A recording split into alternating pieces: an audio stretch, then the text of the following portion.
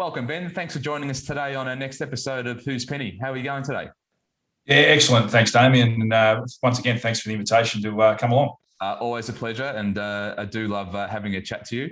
So, Ben, how about tell us about what you do and what the business does that you do as well. Yeah. Thanks for the intro, Damian. Ben Broadbent's my name. I'm a debt advisory principal at Hyaline Finance, and what we do there is focus on establishing and building long-term relationships with our clients. We then act as their advocate in dealing with banks and lenders. So as a debt advisory firm, what we look to offer is innovative, flexible, cost-effective financing solutions for all forms of debt financing for individuals, businesses, large and small.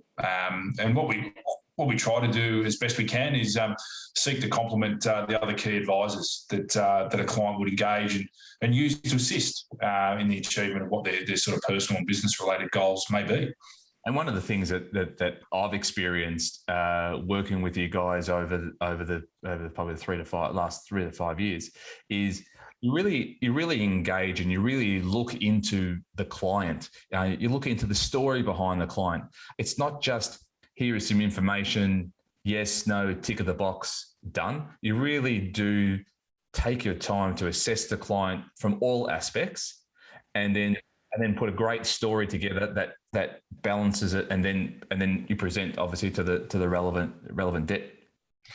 Yeah, I think the key focus for us is not to get caught thinking about the transaction and actually take a holistic view in whatever it is that we're undertaking for the client. So the beauty of getting to know them and then developing that relationship and having a level of consistency of dealing with a client means that they're not having to re-explain their story over and over again when there's a new opportunity or some sort of dislocation maybe in the business or the stated goals that they had originally sought to achieve. And what we can do is we can step back in there with the knowledge of sort of the prior experience and dealings and performance from a business point of view, but also from a personal point of view.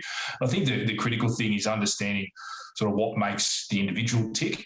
And essentially, the life cycle of a business, particularly for someone that's started up a business, is they're extremely passionate about it. And what we want to do is make sure that we truly capture that in the way that we present and approach, the banks and lenders to get the outcome that we need. So tell us a little bit about the current situation in the marketplace, and what opportunities are you seeing currently in the marketplace? Yeah, look, it's certainly very competitive, but there is significant opportunity that still exists. Banking has, particularly with the Royal Commission that went through a number of years ago, there's a huge level of compliance and red tape that people need to navigate. So engaging with individuals and firms like mine allows you to make better decisions earlier and with greater level of certainty, because we seek to cut through all of that and just sort of get it back to a bit of a common sense approach to taking it and break down the stigmas around what we need to achieve, and get through to get the right outcome. So, what we look to do is promote, for clients, is that everybody operates in their own sort of wheelhouse, for want of another phrase, is that we're the experts in sort of debt finance and advisory, and the client's the expert in their relevant field or discipline that, particularly from a business point of view, that they're engaging in. So what we seek to do is maintain sort of operating within the train tracks. Of what you're particularly good at and what we're good at, and what that means is you don't burn time and waste time in the process of getting the right sort of outcomes that you're looking for. And generally, that's really your challenge. Your challenges when you're assessing a client and working with a client, that cut through and being clear on what you're fundamentally presenting back to a financier and what the deal looks like, right? Yeah, absolutely. And I think what we're really cognizant of is a lot of clients, I think, over the journey have got caught in a long maybe or a long no in terms of their dealings with banks and lenders. And what we seek to do is just really cut to the chase. And that's not to be brutal or not respectful of what they're presenting to us, but there's no point sort of sugarcoating what the outcome could be if we know that it's not readily achievable in the sort of the state of desire that the client's seeking to get to. So I think it's important that we're open and honest back to the client to say, look, whilst you've got a desire to achieve a certain goal, we can benchmark and say, look, what we know we can do with certainty is the high level of certainty is X. If we're able to achieve more than that, then that's a great outcome for you. But we need to prepare for that sort of baseline outcome, and we can give feedback on that, quite quickly. And I think that's where the biggest frustration point with dealing with the standard banks is that long no and is that long maybe. And it's just it is a frustration point for a lot of clients, because we tend to get our hopes up that the longer something goes, the more favorable it is. But it's actually not that at all. It's just fundamentally the bureaucracy that they've got to go through that takes them so long to come up with a no.